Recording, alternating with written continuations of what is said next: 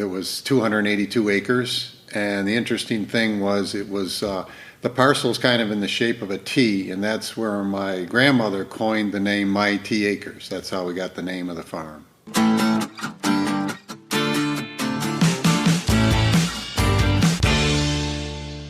A lot of people ask about, the brothers all working together and seeing each other every day, but the real benefit we have here is the business is so big, and we're always so busy, and frankly, we probably never have enough help, that there's so much to do that we don't get tangled up. We're all busy doing our thing. We all have the same goal to get the job done and job done right, and with the help of good people.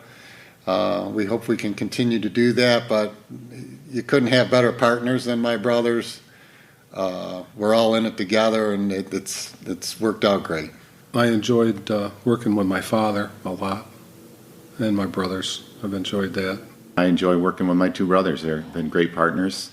The original farm was bought in 1920 by my grandfather and grandmother. Bought it during the Depression era, and worked away with farm credit to pay the bills for the farm, and kept it going. My father was Dick Cull and my uncle was Bob Cull, and they graduated from Cornell in the early 50s and came back to the farm and worked with their dad for 8 or 10 years, and then they bought out their father and continued to grow the business. And yeah, Nate, Phil, and I grew up here right on the farm, and ended up going to Cornell and coming back to the farm. And in the late 70s, early 80s, Nate, Phil, and I, and Patty Reiner had all gotten out of college, and we started working full-time at the farm. Returned from college in late 70s, early 80s with my two brothers, and my cousin Patty, and started working from that point on.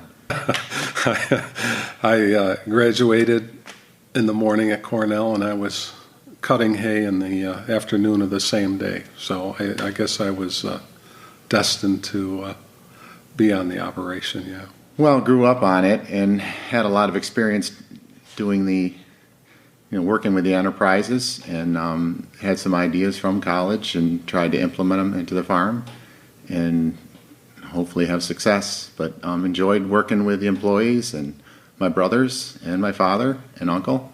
We were really fortunate to have my dad and uncle around. They were great to us. They allowed us to learn and grow and gave us opportunity to start new enterprises. 1920 was 282 acres, the original farm. And my Bob and Dick bought out their father in 1960, and I think that was 450 acres. When Nate, Phil, and I came back, I think it was approximately 4,500 acres. That was in the early 80s, and right now we're farming 8,500 acres. Our largest crop is green beans, about 2,400 acres. Beans end up in a freezer bag in Tops or Wegmans.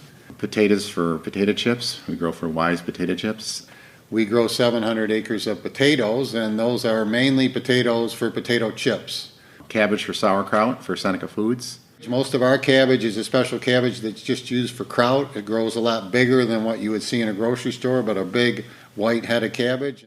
Peas also for Bodwell. Sweet corn, which is fresh market. We pick it mechanically, and then we bring it back here to the farm and pack it in our packing shed. We cool it immediately, and most of that is all shipped right to the East Coast, to Philadelphia, and right on south, wherever the market is the strongest. And grain crops, corn, wheat. We grow some hay, oats, rye. 1,400 acres of red beets. Most of those are harvested and delivered to Mount Morris, the Seneca Foods plant, and they put it in a can or a glass jar, either sliced or pickled.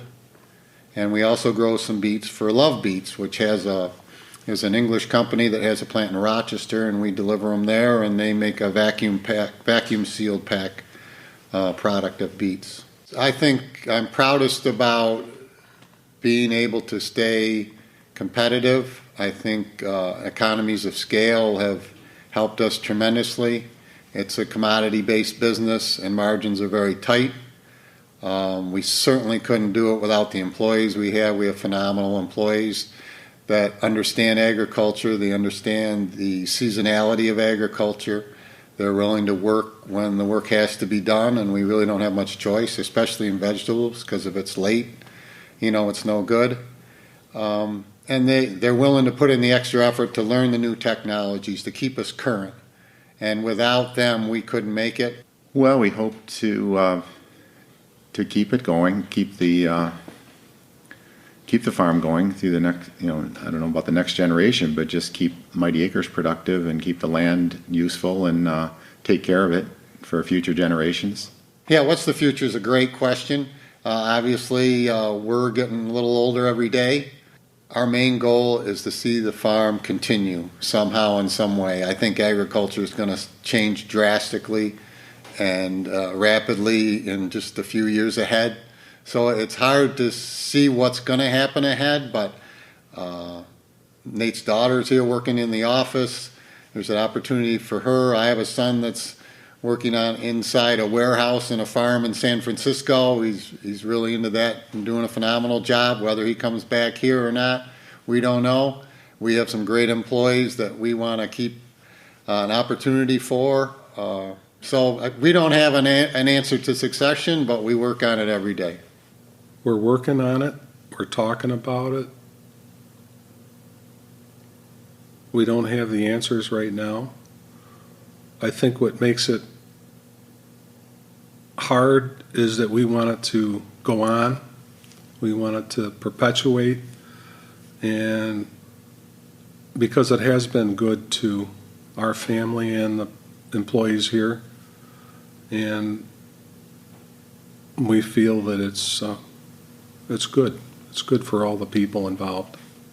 It's just nice to be recognized within the community, and it's good that people appreciate what we do. I kind of wanted to know why, I guess. Why? And I think I read the letter that they sent out, and that community service was a big part of it, I think. Yeah. And we've been brought up with our family, parents, been big community people, and put back to the community, give back to the community.